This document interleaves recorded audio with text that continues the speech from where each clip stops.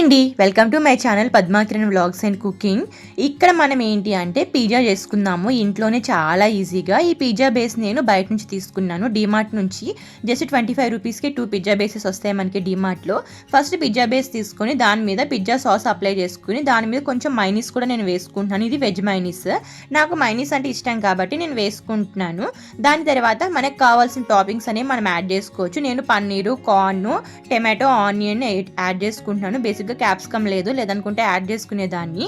నాకు పన్నీర్ నార్మల్గా అలా చప్పచప్పగా ఉంటే నచ్చదు, అందుకని చెప్పి కొంచెం సాల్ట్ అండ్ కొంచెం కారం కూడా యాడ్ చేసి దాన్ని మిక్స్ చేసి కొంచెం ధనియాల పొడి కూడా వేసుకొని దాన్ని మిక్స్ చేసి నేను టాపింగ్గా యాడ్ చేసుకుంటున్నాను. మీరు నార్మల్గా కావాలంటే ప్లెయిన్ పన్నీర్ కూడా మీరు యాడ్ చేసుకోవచ్చు. దాని తర్వాత అందులోనే కొంచెం నేను ఫస్ట్ ఏంటి అంటే పిజ్జా సాస్ అప్లై చేసిన తర్వాత మనకి స్లైసెస్ ఉంటాయి కదా, అవైతే నేను యాడ్ చేసుకుంటున్నాను. దానిపైన టాపింగ్స్ అనేవి నేను యాడ్ చేసుకుంటున్నాను. బేసిక్గా మనందరికీ పిజ్జా తినాలనిపిస్తుంది. మోస్ట్ క్రేవింగ్ ఏంటి అంటే పిజ్జా ఉంటుంది, కానీ పద్దాక మనం బయట నుంచి కొనుక్కోలేం కదా. అలాంటప్పుడు హ్యాపీగా ఇలా ఇంట్లోనే చేసుకోవచ్చు.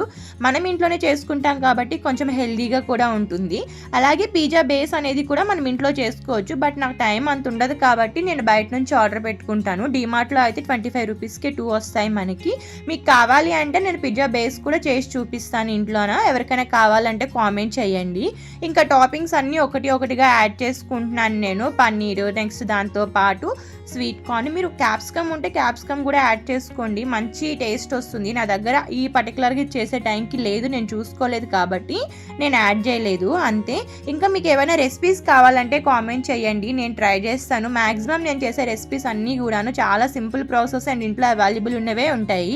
నేను ఎందుకంటే మన రెగ్యులర్ తినేవే నేను చేసుకుంటాను అన్నమాట. అంటే పిజ్జా రెగ్యులర్గా తినంలేండి, కాకపోతే రెగ్యులర్గా మనకి అవైలబిలిటీ ఉండేవి మాత్రమే నేను చూస్ చేసుకొని రెసిపీస్ చేస్తాను. ఎందుకంటే మనం పద్దాక అన్ని మసాలాలు చేసుకోలేం కదా, అందుకని చెప్పి. అంతేనండి, అన్ని టాపింగ్స్ మనం చేసుకున్న తర్వాత దాని మీద కొంచెం చీజ్ అయితే నేను యాడ్ చేసుకుంటాను. ఇవేంటంటే చీజ్ మనకి దొరుకుతుంది కదా, అది లూజ్ చీజ్ దొరుకుతుంది కదా, క్యూబ్స్ అనేవి, అవన్నమాట యాడ్ చేసుకున్నాను. మీరు కావాలంటే నార్మల్గా క్యూబ్ కూడా తీసుకొని దాన్ని గ్రేట్ చేసి కూడా మీరు వేసుకోవచ్చు. ఇప్పుడు ఒక కడాయి తీసుకొని అందులో ఇలా ఏదైనా స్టాండ్ పెట్టుకొని దాని మీద మన పిజ్జా బేస్ని పెట్టుకొని కవర్ చేసి లో ఫ్లేమ్లో ఒక 15 మినిట్స్ వరకు మనం కుక్ చేసుకుంటే మంచిగా మన పిజ్జా అనేది కుక్ అయిపోతుంది. ఇంకా వేరే చాలా ప్రాసెస్ ఉన్నాయి, బట్ నేనైతే నాకు కంఫర్ట్గా ఉండేది ఇదే ప్రాసెస్. నేను ఎప్పుడు ఇదే ఫాలో అవుతాను, అస్సలు ఫెయిల్ అవ్వదు రెసిపీ అనేది.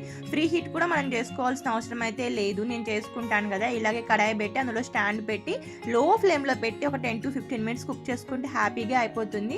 మీరు కావాలంటే ఇలాగే తినొచ్చు. నేనైతే పిజ్జా చూసిన ఆత్రంలో ఇలాగే తినేసాను ఫస్ట్ బయట అయితే. తర్వాత నేను దానిపైన ఆరిగనో యాడ్ చేసుకున్నాను. మీరు కావాలంటే ఆరిగనో కానీ లేదనుకుంటే చిల్లీ ఫ్లేక్స్ కానీ ఏవైనా యాడ్ చేసుకోవచ్చు, అండ్ కెచప్ కూడా యాడ్ చేసుకోవచ్చు. నేనైతే చక్కగా ఆరిగనో యాడ్ చేసుకొని హ్యాపీగా తినేసాను. అంతేనండి. Thank you for watching. Please do subscribe our channel for more videos.